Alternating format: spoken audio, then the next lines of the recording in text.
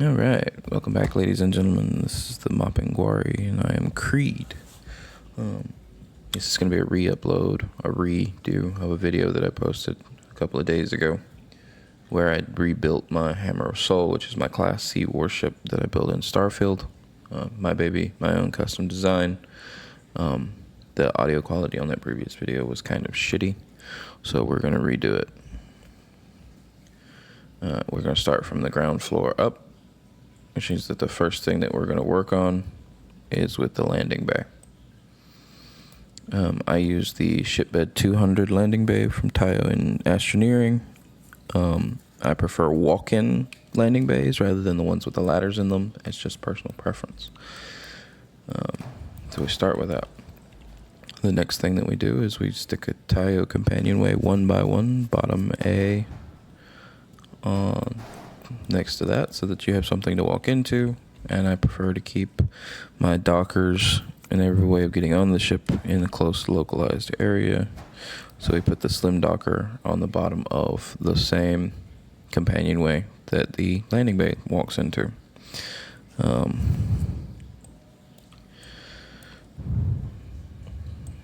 then from there we're going to grab the next layer.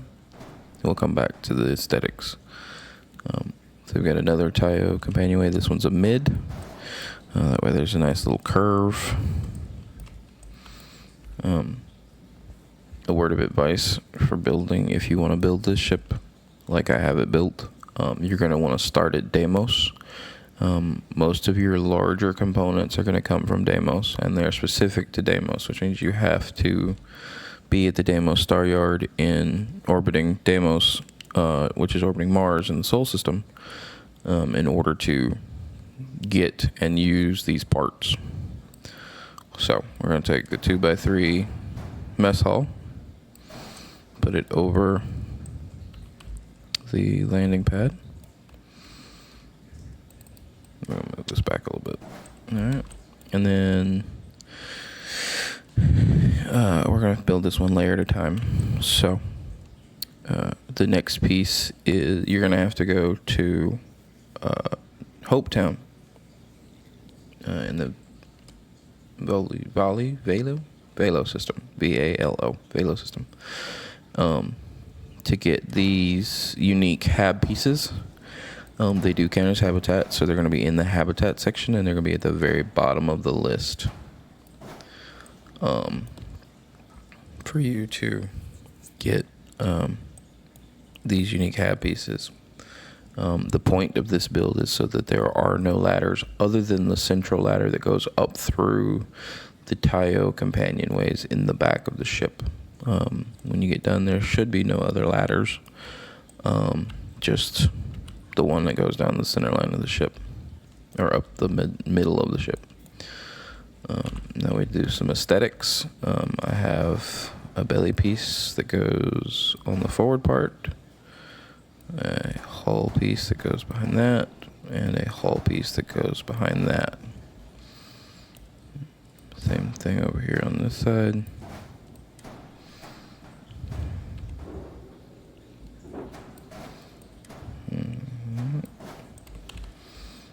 And then we have the Deimos belly pieces, a fore and an aft. We have a couple of Nova thruster arrays. And then we have the Deimos hull A.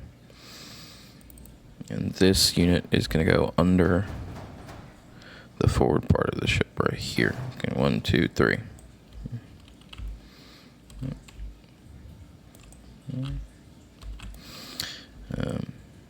And then we get into the actual mechanics of the ship. We're going to use the SF-40 sheared flow reactor. It's a Class C reactor. This also requires Starship Design 4, so unfortunately this is more or less what I would call a Class C juggernaut. You have to have both piloting rank 4 and Starship Design rank 4 before you can get the parts to build this. You can use a weaker reactor. Power is already in high demand. As you can see, the equipped power is 57. So I wouldn't recommend using this until you had the Starship design forward, so you could get it. That way you don't have a power problem earlier on. Next, we're going to go with the biggest fuel tank that we can get, which is the 900-ton helium-3 tank. Going to go on one side. And then we have our grav reactor, which I'm using the J52 gamma drive from Relodyne, also Class C. This one only requires 11 power, but I really only ever dedicate 1 power to the grav drive anyway, because I really don't care how long it takes to spool up if all I'm doing is jumping from system to system. If I'm in combat and I very rarely need to run, then I'll put a couple more in it to shorten the cooldown timer. But I only ever put 1 to it anyway. Behind that, we're gonna put our first set of engines. We use Supernova 2200s for this build. If you can find something else that does more power and works, you're more than welcome to use it, but that's the one that I use. We're gonna put this belly piece right here. It goes right there, but we have to wait until we get our storage units on top so it has something to connect to, because there is not a rear connection piece on the SF-40 shared flow reactor. Back to the front. I put these little bumpers right here on the front. Just a personal design preference. You don't have to. You can leave the front open if you want to. I use the living quarters here. This ship has a lot of passenger slots. Between the 2x1 here, the 2x3 here, and there's another living quarters that gets added on as a 2x2 later on. You get to house quite a few passengers. So if you want to do the passenger liner aspect of it, then you're more than welcome to. It has the capability to do that. So, like in the aesthetics, so we have a Nova Cowling 2LSF on one side and a Nova Cowling 2LPF on the side. These are achieved by hitting the Z key when you have the component selected. There are going to be a few components in here that you don't have to have. We'll separate them. They're quest objectives, or they're quest components that I just happen to have.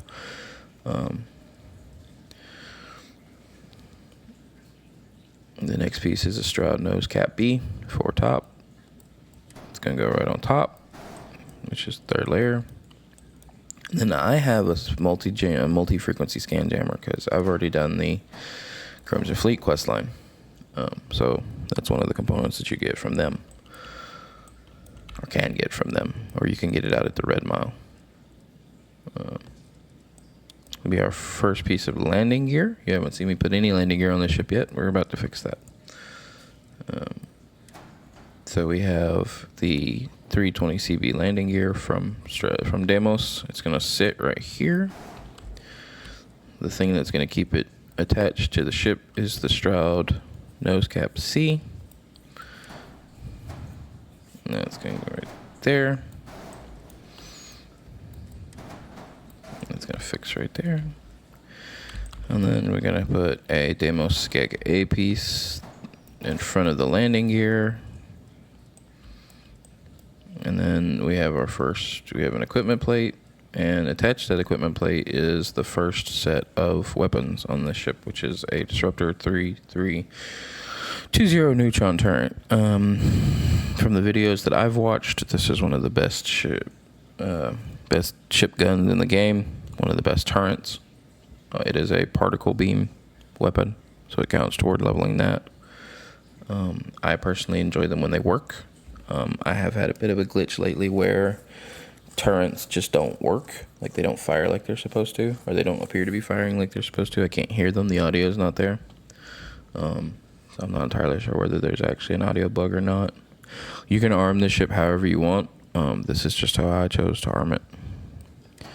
So we're going to take this in their equipment plate. We're going to put it right here on the forward section. And that's one side, so you'll just mirror that and stick it to the other.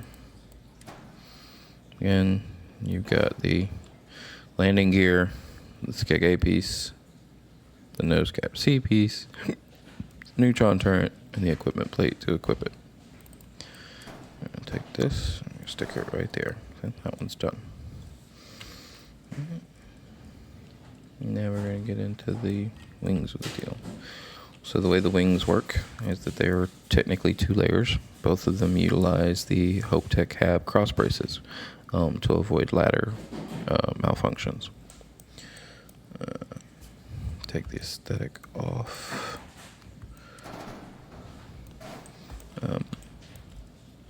On the right side of the ship, we have the living quarters that I spoke of earlier and the infirmary. And then on the other side, we have an engineering bay and a armory. These are more for the aesthetics part of the ship, the more RP part of the ship, the more lore part of the ship.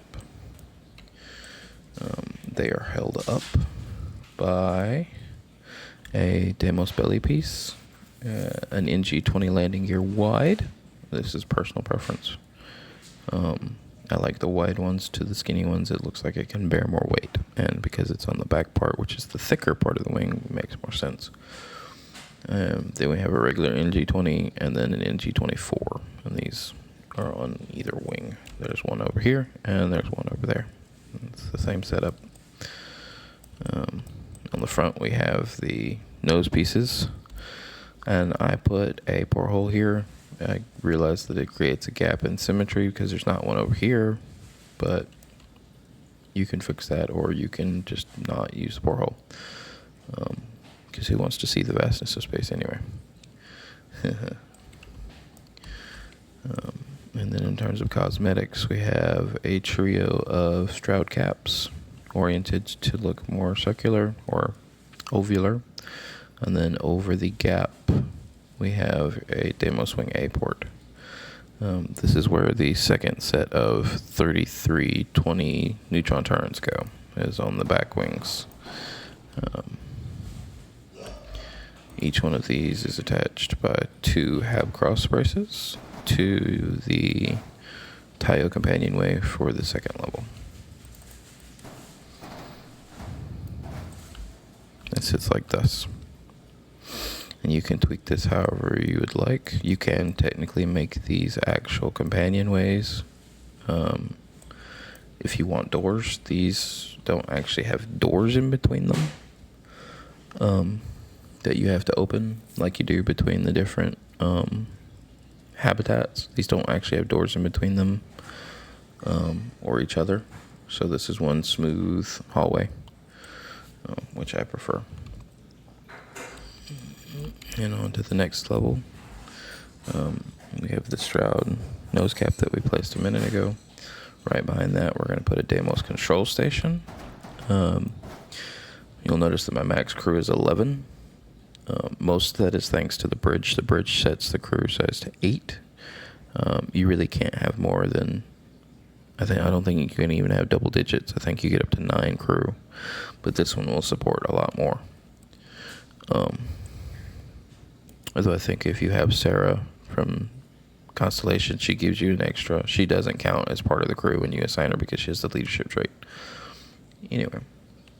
And then we have 2 more of these Hab tech sections that we talked about earlier that pass over the mess hall to avoid the ladder collision that we talked about. We've got another companionway in the middle.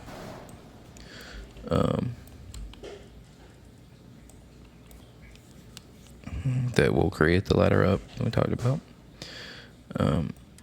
We have 2 more of the HopeTech A's, and this is where we meant there's no clash there. There's not going to be another ladder that spawns anywhere over here. For this part, this third level of the ship is what I would consider my level of the ship. It's not the captain quarters and whatnot, but it is where I put the workshop and the science lab, so it's easier to access. It's the third layer when I come up the ladder, and if I need to go do something while I'm in space, then it's only 1 drop down. So I keep the Deimos workshop and the science lab. Technically, I don't need the science lab. I could use just the workshop, but I use both because this one has the pharmaceutical lab in it. This one does not have a pharmaceutical lab. I say I usually only need the Deimos workshop because the Deimos workshop has a research thing in it. It's one of the only ones that has the research tech in it. So it has 4 workstations instead of 3, like the other ones do. But for the sake of symmetry and having all 5 workstations, we do the workshop and the science lab on the same level. And these are oriented backwards. You can orient them forwards. You can tweak this design to however you see fit. On the front of those, we have the Deimos braking engine for aesthetics. And then I'm using the Hunter mag missile launcher. I'm not as impressed with this one as I was. It definitely packs a punch when it hits. It's just a matter of having a slower recharge time, which is a little inconvenient. Then we have a pair of engine struts. This is cosmetic. You can either have these, you don't have to have these. You can lower the engine a little bit so that it sits behind it instead of it sitting above it. But that's more or less your engine profile right there. I know there's a big hole in the back. We're about to fix that. Okay, so now we're almost done with the third layer. But the third layer is not only the functional layer, but it is also our storage layer. It's where all of our cargo goes. So the cargo on the ship consists of 6 S-203 cargo holds and 4 S-204 cargo holds. And then we also have 2 100 cm ballast shielded cargo holds. This is part of the Crimson Fleet thing, where if you wanted to lean into that more heavily, you could trade more of this out for shielded cargo. You could technically trade out these 203s for the 204s for even more storage. I prefer the aesthetics of the 203s. I'm not a big fan of these bulky clunkies, which is why this gets hidden in the engine area, and these get displayed up front. Each one of these goes on either side of the center line.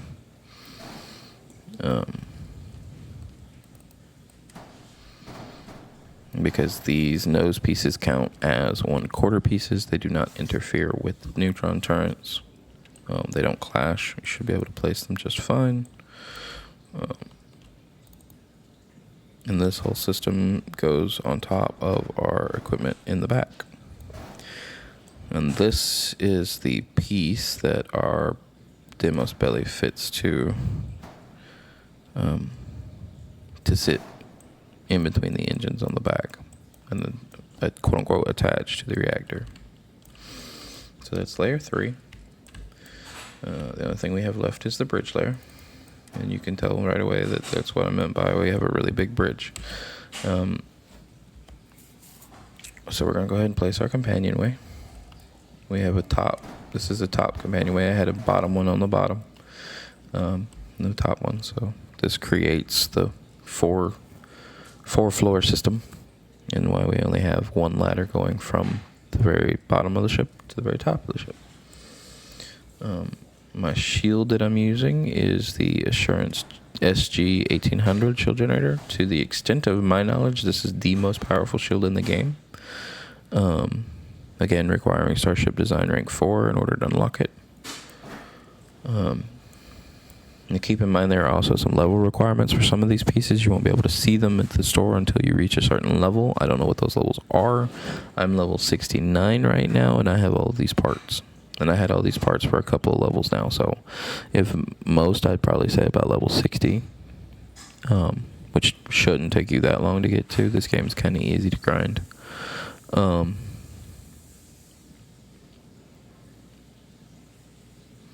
Anyway, next is the bridge.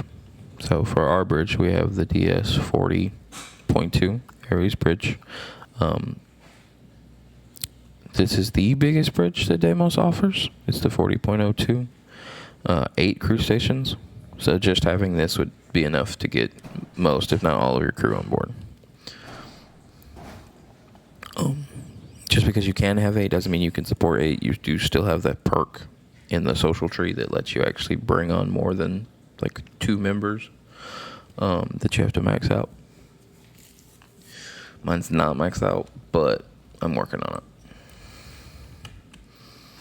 All right, so behind that, now we get into the technical aspect of the thing. There's another 6 crew stations, so technically I should be able to hold like, so you got 6 there, 8 there, that's 14, and then I got 2 right, or 4 there, so that's 20. I should technically be able to hold 20 crew. Anyway, battle stations, if I don't feel like actually driving, I can use the navigation table in any of these rooms, because there's a module there and there's a module in the bridge itself. If I want to be the captain, not necessarily the pilot, I can just move the ship with that console rather than actually sitting down in a pilot's chair. Captain's quarters goes beside that. It creates the back end of the ship, covers the cargo. Aesthetically speaking, you can do whatever you want to with this. I'm not entirely sure when I accidentally deleted it, but I did have a porthole on the captain's quarter on this side so that the captain could see out into space. Anyway, next is the cosmetics and the weaponry. The last piece of weaponry equipment that we have is another 450 missile.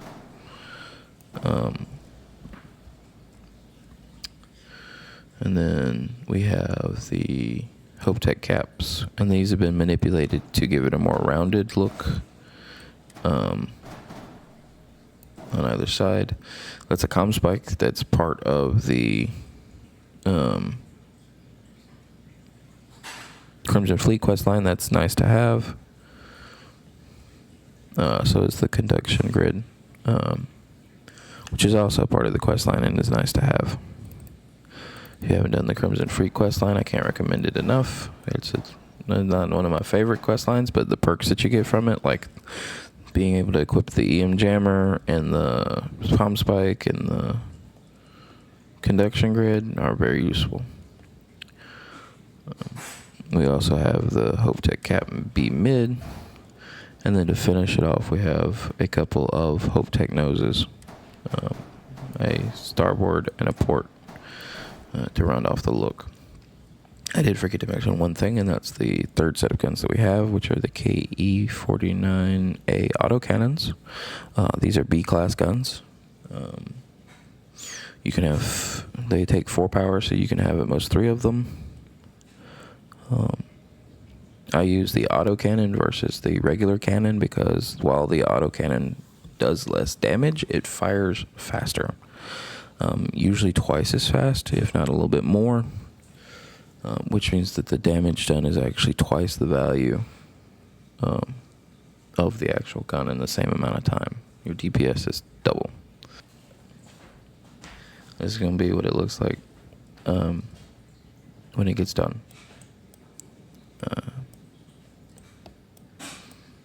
You don't have to color it. You can color it. You can color it whatever color you want.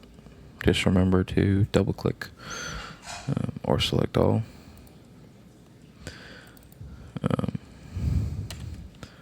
That way you color all the pieces. If you wanted to change anything about it whatsoever.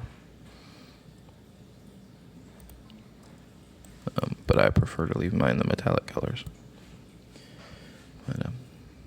So this is the Hammer of Soul. Thanks for watching, and I hope y'all have a good day.